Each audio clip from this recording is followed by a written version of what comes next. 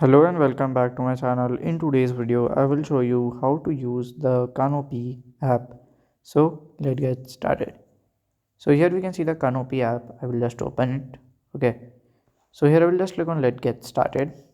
So here you will like find a library type of thing. Okay. So from here, if you are in here, so you can get your location. Like here you can see, so you can find your public library nearby you. For example, I'm doing here like Washington DC.